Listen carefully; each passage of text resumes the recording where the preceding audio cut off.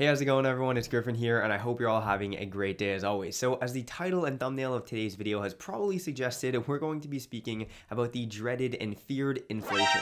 What we're realistically facing right now, how this happened, what we could expect over the next year, and then also how this can impact an investment portfolio and the stocks held within it. So with that said, we have a lot to cover in today's video, but why am I actually taking the time to speak about inflation in the first place? Well, it's because as investors, it's extremely important that we understand what inflation is caused by and then how this can impact the real rate of return of our investments. Not to mention the fact that most recently we've seen the highest levels of inflation in the past 30 years, now climbing past rates that we saw in the 2008 financial crisis, which apparently this inflation is less transitory than previously expected. Who would have guessed that one, right? Well, apparently not the economists from this article. So although all these talks about inflation though bring some level of uncertainty around what we're going to be experiencing over the next year, one thing that is certain is that smashing the like button helps the channel out. Okay, but inflation is a real thing that impacts more than just us investors. In fact, it impacts absolutely everyone in the economy and everyday people through the price of goods and services increasing and the preservation of your capital reserves deteriorating year over year until a pack of 4 cookies at Whole Foods costs $8. In fact, over the past 12 months, we've seen the price of goods and services across multiple different industries increase dramatically, such as food, gasoline, vehicles, and more, with average US inflation rates surging to 6.2% in October, which is the highest that we've seen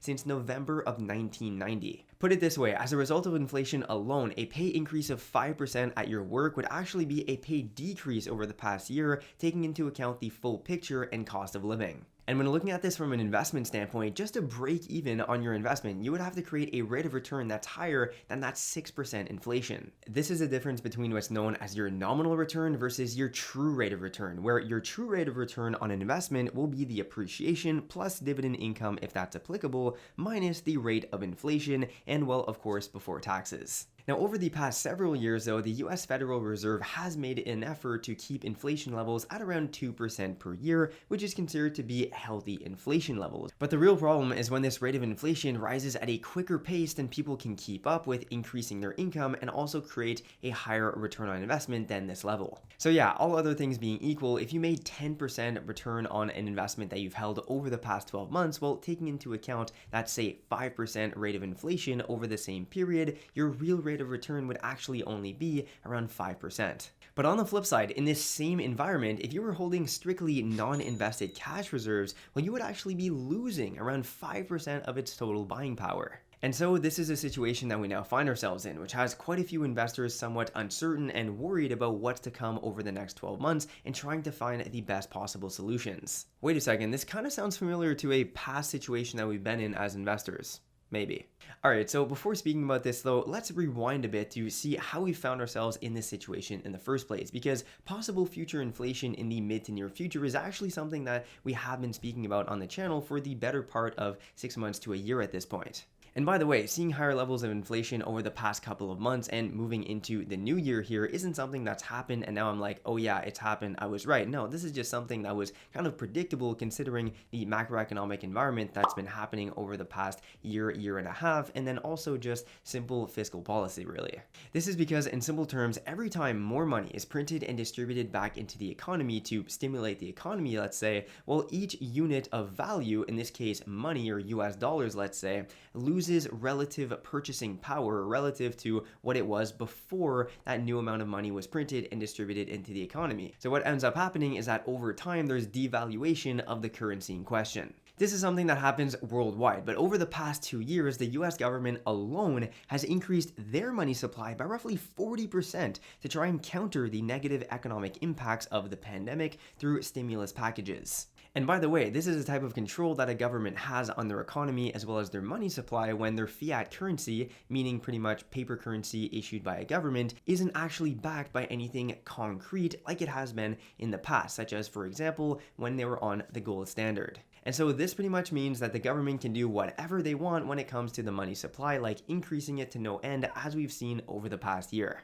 And so although it gets a heck of a lot more technical than what we're going to dive into in today's video, this is one of the main reasons why since the 1970s, when the US economy actually ended up leaving the gold standard, the relative purchasing power of each dollar has dropped by an incredible amount. So the issue here when it comes to inflation though is that fiat currencies are what's known as soft money because they can be printed on a whim at little to no cost. Whereas on the flip side, we have what's known as hard money, which is a means of exchange that's overall supply cannot be increased on a whim and also at an extremely low cost. For example, in the past and historically speaking, gold has been one of the soundest forms of money that we have had throughout multiple different societies. And to a certain extent, Bitcoin is also a more sound form of money than fiat currency, because although there are multiple different caveats to Bitcoin and cryptocurrencies as well, there is a limited supply of Bitcoin, meaning that as demand increases, the supply cannot increase dramatically overnight either, which is going to result in the price point increasing. And that's exactly what we've seen over the past year and a half. All right, so I went a bit on a tangent there, but when it comes to periods of excess levels of money printing, well, this inevitably leads to a loss of relative buying power for cash reserves. This is why $10,000 in 1910 has the same relative buying power as $280,000 in today's economy. So it's definitely important to understand that inflation is heavily influenced by what we just spoke about, being the money supply and the increase or decrease of money supply in the overall economy, but it's also influenced by a couple other factors. First of all, increased demands for goods and services in parallel to not enough supply meeting this increased demand. And this is something that we have definitely seen over the past 2 years as a result of the pandemic, where there's also been major supply chain issues with increasing price of shipping worldwide for the goods that we're consuming. Another element to consider that highly impacts levels of inflation that we're seeing is the increased cost of actually producing these goods and services in the first place. And ultimately, this all gets passed down to you and I, the end consumer. And taking all of what we just spoke about into account, what ends up happening when cash on hand loses higher levels of buying power? Well, investors seek to take that capital and park it into other investment vehicles and investment classes to, well, try and beat that rate of inflation through, well, the real rate of return that we spoke about earlier on in this video. This alone is one of the main reasons why the stock market has appreciated so significantly since the March 2020 lows. The crypto market has also appreciated by even higher levels, and the housing market has seen unparalleled levels of growth over the past year and a half. If you're a subscriber to the channel, which by the way, if you're not, make sure to like and subscribe to this channel for more content like this. But this isn't a phenomenon or concept that should be new to you, because we've spoken about it multiple times over the past year and a half on this channel, and realistically has actually been quite beneficial to us investors if you do hold assets in the market. For example, if you simply own a house or a rental property or two, your net worth has more than likely significantly increased over the past 2 years. And the same thing applies to just the broad stock market, where even if you were holding, say, an S&P 500 ETF and dollar cost averaging throughout the past year, you would have yielded returns of probably in excess of 20% for doing absolutely nothing. With that said, we're kind of now finding ourselves in a situation where the largest companies in America are pretty much carrying the returns of the S&P 500, and fantastic earnings over the past 3 quarters have led to significantly increasing stock valuations, where we're seeing, say, the S&P 500 at an all-time high actual nominal price, but also with it increased forward price to earnings ratio at above average levels. So how could all of this potentially impact your investments and stock market portfolio moving forward? Hey, just before we speak about that, I'd like to quickly take the time to thank today's video sponsor, which is, well, actually myself today. There's no video sponsor, but make sure to check out the links down in the description to different resources that I use and recommend. You can get some free money for signing up to some of these accounts, and also make sure to check out the full stock market investing course that I have down in the description. Black Friday is coming up this week, so I'm actually going to be running a 25% off sale for the full stock market investing course. Once again, check it out, link in the description to get exclusive access to that course at a discounted rate.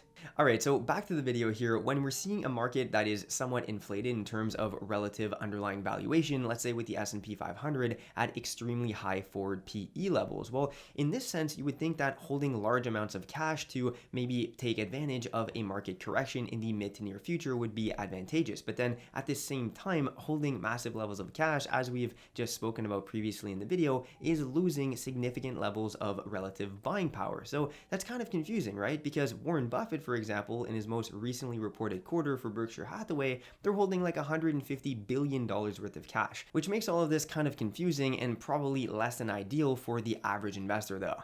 Typically speaking though, okay, higher levels of inflation tend to have a net negative impact on stocks and the stock market as a whole. Let's remember though that even during this period of crazy meme stocks and certain illogical price movements on some companies, what makes a stock grow over time, over the long term, is the underlying growth of the company in question and the growth of their financials, notably their net income as well as their cash flows.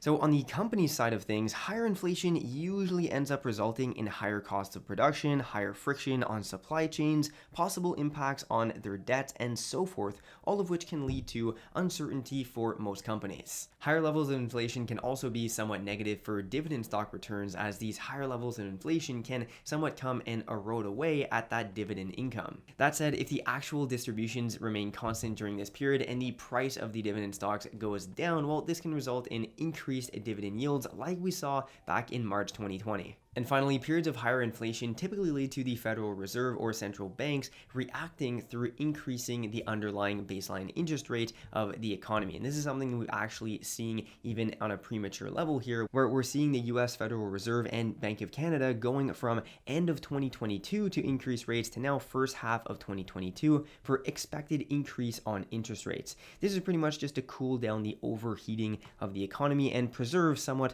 the value and buying power of their currency. And in some instances, increased interest rates can actually be beneficial for certain categories of stocks, like for example, banks and such that make income from interest on loans. But in general, this usually has a negative impact on the stock market, especially higher growth and tech stocks like what's in the top holdings of the US stock market right now. And that's primarily due to the fact that the cost of borrowing ends up increasing, and most growth stocks utilize debt in order to further fuel the growth and expansion of their operations. So therefore, the cost of these operations ends up increasing.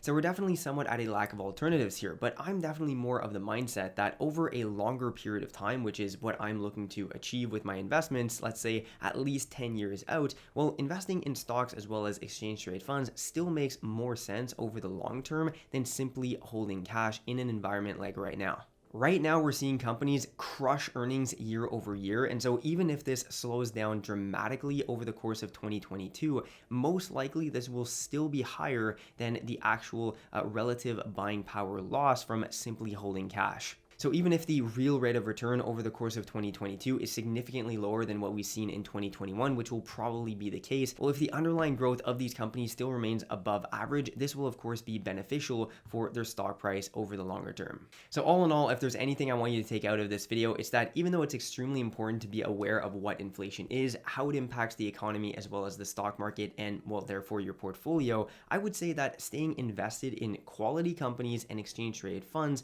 for that longer period is still the course of action that makes most sense, and dollar cost averaging every month or whenever you can into these higher quality funds and companies. It's really just important to recognize the higher levels of volatility that inherently come with a time like this.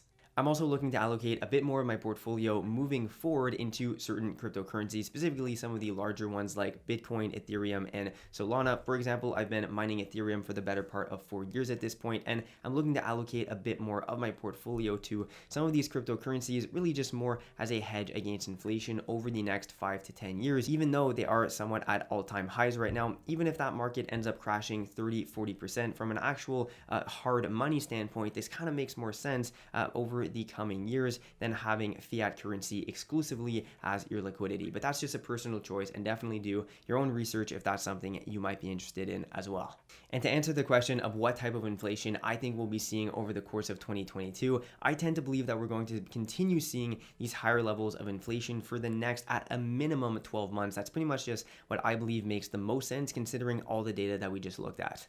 I also tend to believe that that increased interest rate that we're probably going to be seeing in Q1 or Q2 Q2 of 2022 is going to help stabilize things a bit. And therefore, if you do have, let's say, a property, refining it at a lower rate right now could definitely make sense as a hedge against that higher level of inflation and increased interest rates over the coming years and so forth. So that pretty much wraps up today's video. I really hope you enjoyed it. Let me know down in the comments what you thought about all the different data that we looked at and what you're doing in your portfolio. I really hope you enjoyed it. If you did, make sure to smash the like button, subscribe to the channel, check out all the other pieces of content on the channel already, and also don't forget to check out the links down in the description for that Black Friday sale on my stock market investing course. So with that said, thanks a lot for watching today's video, and I will see you in the next one.